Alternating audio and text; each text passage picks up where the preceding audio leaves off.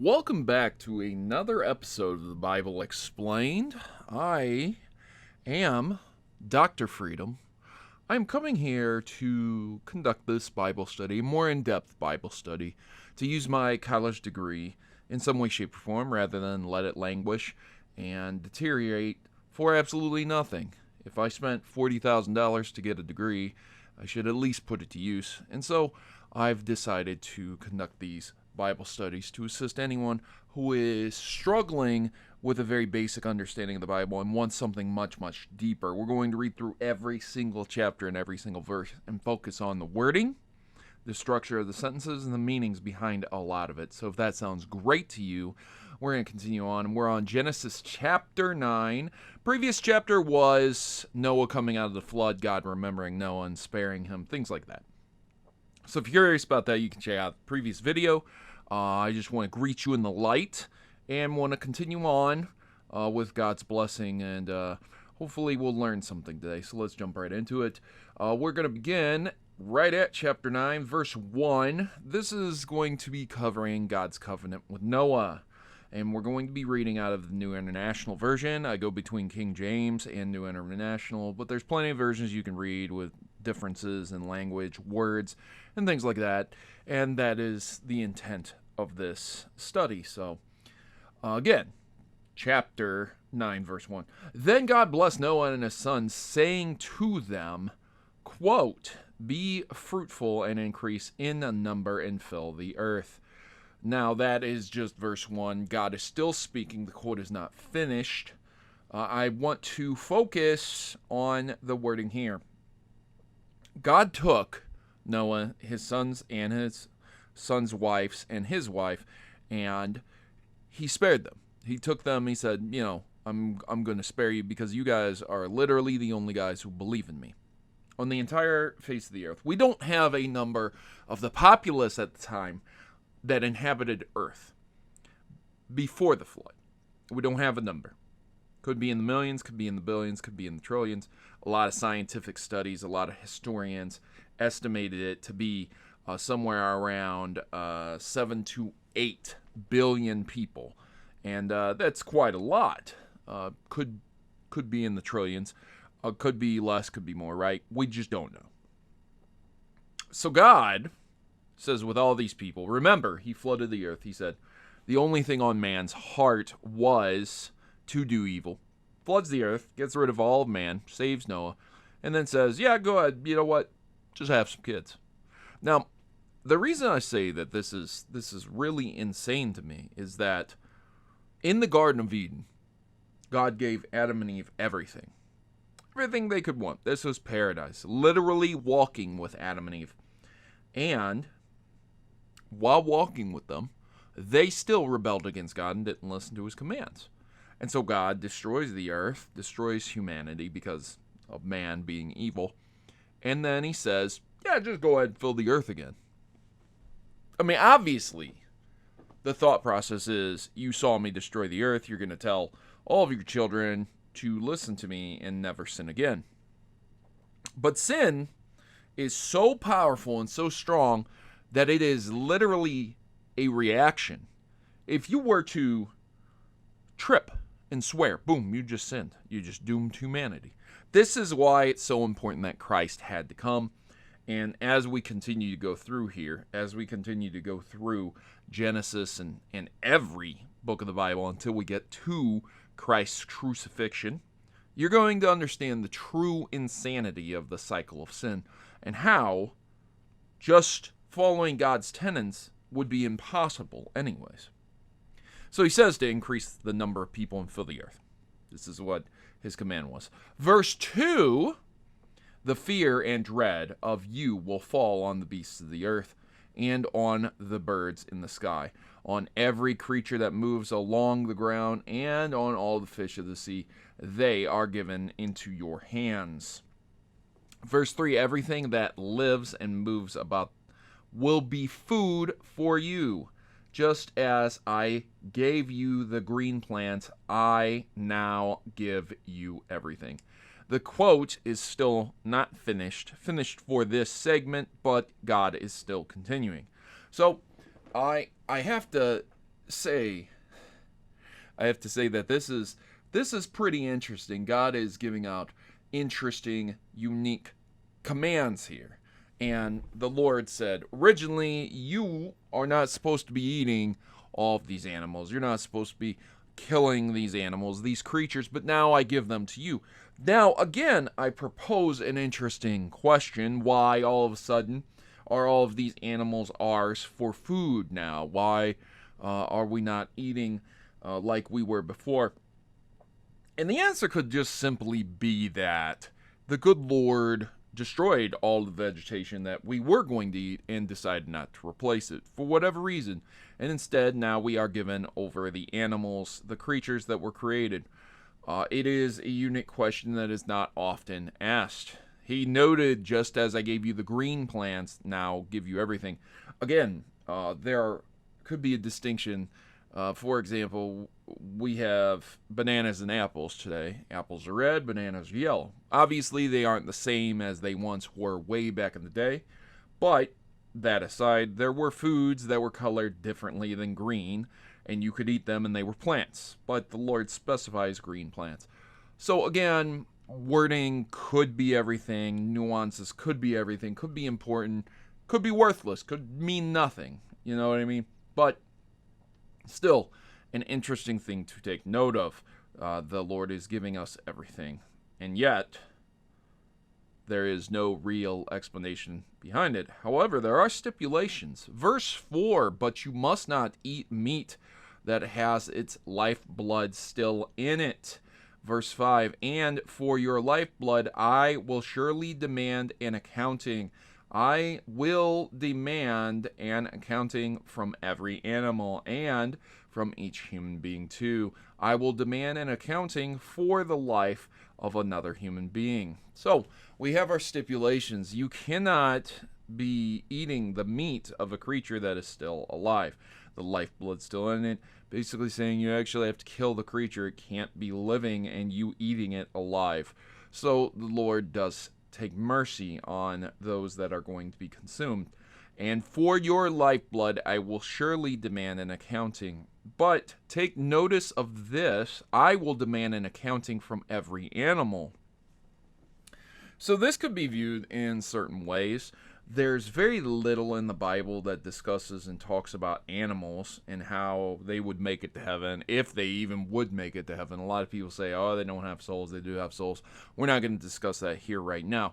My point is that this could be viewed in the context that the good Lord is taking an accountability from animals for what they also do, that they are creatures and they will be held accountable for what they kill. So let's say in this context, a bear is alive, created, and a bear starts killing people.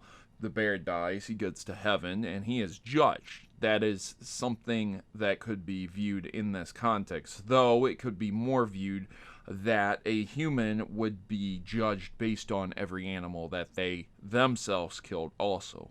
So please take notice of this. This is a unique and interesting way of saying something.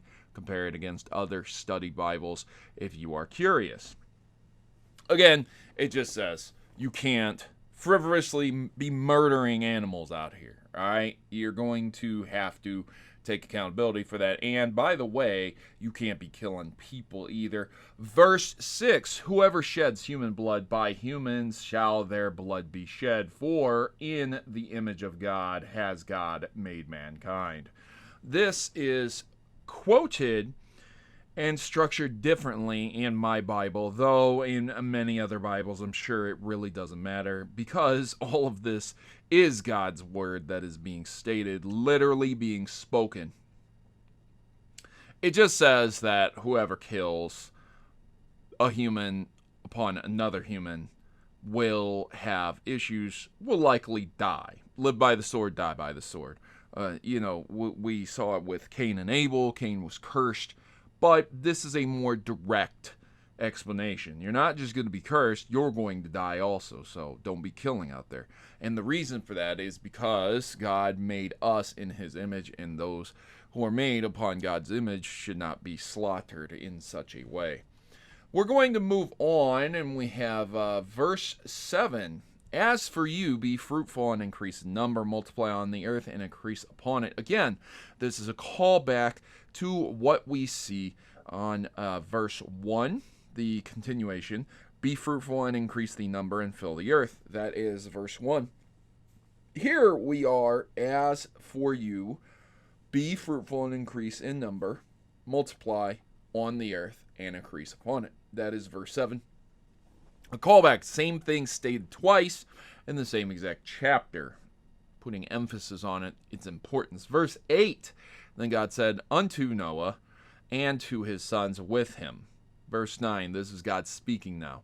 I now establish my covenant with you and with your descendants after you. Verse 10, and with every living creature that was with you, the birds, the livestock, and all the wild animals, all those who came out of the ark with you, every living creature on earth. Now, this is extremely redundant, and I want to stop here for a moment. This is extremely redundant, and I don't know why it would be written this way. I now establish my covenant with you and your descendants after you. That's fantastic. That is explained very, very well. However, verse 10 is very, very strange. And with every living creature that was with you. Now, right there, that's all you would need to say. But even that leaves air for some strangeness. Why would it be the creatures with me? Why wouldn't it be all living creatures? But then it continues on after it explains what creatures he is speaking of, every living creature on earth. So at this point in time, it really doesn't matter if it was the creatures that were with Noah in the ark, because it does specify that, but it also says every living creature on earth. The good Lord is going to bless all of them. This includes snakes. If you recall, remember how the good Lord cursed the serpent to be crawling on its belly forever? It was in the very first portion of the Bible, and now he's going to bless them. Very strange contradiction, very wild, but it is stated here. I don't know why it's worded so redundantly. He could have just said, I'm going to bless you and every living creature on the planet now, and that would have been the verse. Continuing on, verse 11, establish my covenant with you. Never again will all life be destroyed by the waters of a flood. Never again will there be a flood to destroy the earth. This is the covenant God is promising. God is establishing with Noah and his descendants. Noah being the only one on the planet, and his sons, his family being the only ones, and all the creatures of the earth. Now, they will never be destroyed again by water. Now, there's plenty of other things that could destroy all life on the planet, include nuclear bombs, meteors from the sky, global warming. There's a lot. But it won't be a flood. Verse 12, and God said, quote, this is the sign of the covenant I am making between me and you and every living creature with you, a covenant for all generations to come. Verse 13, I have set a rainbow in the clouds, and it will be the sign of the covenant between me and the earth. So, whenever you see a rainbow in the sky, that is God's covenant that he will not flood the earth. You have to imagine that after Noah went through the great flood, anytime that clouds would start to gather, he might be a little bit terrified, him and his sons. The simple fact that he would see it and say, well, God already destroyed the earth once. Here we go again. I must have pissed him off. No, God gives a promise. And he gives something that you can view and say, well, here it is. This is exactly what you're going to see. So you don't have to worry. You can visually see that I'm not going to flood the earth. Verse 14, whenever I bring clouds over the earth and the rainbow appears in the clouds. Verse 15, I will remember my covenant between me and you and all living creatures of every kind. Never again will the waters become a flood to destroy all life. Verse 16, whenever a rainbow appears in the clouds, I will see it and remember the everlasting covenant between God and all living creatures of every kind on the earth. Again, extremely redundant verses between 15 and 16, even 14 to be perfectly frank, but it is just explaining that what I said, you actually have a sign that you can point to, see, look, and say, yep, that's the covenant of God right there. We're not going to be destroyed by rain. Verse 17, so God said to Noah, quote, this is the sign of the covenant I have established between me and all of life on earth. Again, this is all very, very important. It could have been summed up much shorter, but it was not. And these are God's words, so it's very, very hard for me to select and pick them apart without sounding a little bit blasphemous. Nevertheless, it is strange that it wasn't summarized in a much more simpler way. Perhaps the author felt the need to explain this in such detail. Verse 18, the sons of Noah who came out of the ark were Shem, Ham, and Japheth. Ham was the father of Canaan. Verse 19, these were the three sons of Noah, and from them came the people who were scattered over the whole of the earth. Now you have to imagine you have 3 kids and the entire earth. The entire earth. Whole planet. And at some point in time, they're going to fill the whole planet themselves. How long would that take? Quite some while. Verse 20, Noah, a man of the soil, proceeded to plant a vineyard. Verse 21, when he drank of its wine, he became drunk and lay uncovered inside his tent. Now again, this is like, we're talking like years here. These verses go by so fast, so insanely fast. It's like just one verse, and then we don't know the exact time period, but how long does it take to grow a vineyard properly enough and age wine to the point where it is drinkable, which will not poison you and also allow you to get drunk? It's a good question, right? So there you have it. How long did that take? Good question again. Verse 21, when he drank some of his wine, he became drunk and lay uncovered inside his tent. Verse 22, Ham, the father of Canaan, saw his father naked and told his 2 brothers outside. Verse 23, but Shem and Japheth took a garment and laid it across their shoulders. Then they walked in backward and covered their father's naked body. Their faces were turned the other way so that they would not see their father naked. So this is important. We have one who saw their father naked, and we have 2 who did not. It's a simple mistake. You walk into a tent, hey, my dad's laying on the floor naked. You go outside, hey, just want to let you know he's passed out in there, drunk, naked, right? No harm, no foul, no sin. Verse 24, when Noah awoke from his wine and found out that his youngest son had done to him. This is, again, a very, very strange part. When Noah awoke from his wine and found out what his youngest son had done to him. His youngest son had done nothing to him. This sin would be a natural sin without any directive behind it. The son was not trying to see his father naked. He was instead just noting what had occurred. Perhaps he was trying to get his 2 brothers to see him naked as well. That's why he told them. But that is not indicative of his actions, nor is it indicated in the text. So we can only assume that he was just informing them. Verse 25, he said, cursed be Canaan, the lowest of slaves, will he be to his brothers. So now Noah, the guy who's fist-bumping God, just basically said, yep, you and all your kids gonna be slaves forever because you saw me naked one time. What? It's a little wild, but that is what it is. Verse 26, he also said, praise to be the Lord, the God of Shem. May Canaan be the slave of Shem. Verse 27, may God extend Japheth's territory. May Japheth live in the tents of Shem. And may Canaan be the slave of Japheth. Verse 28, after the flood, Noah lived 350 years. Verse 29, Noah lived a total of 950 years, and then he died.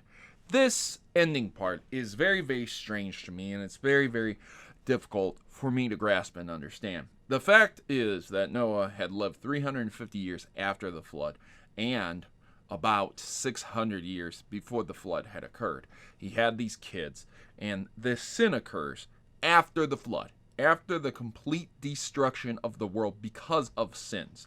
Perhaps this was a sexual sin, and we just don't understand the gravity of it. But the text lacks that supporting evidence. It seems it would be indicated that that is the nature of what is occurring here. But I do find it pretty radical and pretty insane to say that, hey, this guy's going to be a slave forever and all of his descendants because he just saw you naked. I'm not particularly sure how to explain this or go on to continue to try to decipher what actually happened here. But it must have been bad, because even in your wildest anger, something very, very minute wouldn't drive you to curse an entire generation and lineage to servitude of the other two brothers, unless it was egregious. So I want to end on that. Noah was almost 1,000 years old. 1,000 years is a very, very long time, especially on this planet. Just think about the generational leaps that we have incurred. This year is past the 2000s. And you just think where humanity was 1,000 years ago, and then where humanity was right when Christ was being crucified. The massive leaps and bounds that occurred. Noah lived through a 1,000-year period, and he saw a lot. And that is where this exploring, explaining, and in-depth Bible study will end. As always, with every Bible study, I invite you to accept Christ in your heart. Understand that just abiding by the Lord's rules, being a good person in general, is just not enough. The cycle of sin is there, and it's impossible to break. Eventually, it will get you. So accept Christ and have yourself somebody in your corner to represent you. Christ paid the ultimate price for everyone, not just people back in the day, and it is free for you today. I appreciate you guys tuning in, and I will see you again very, very soon.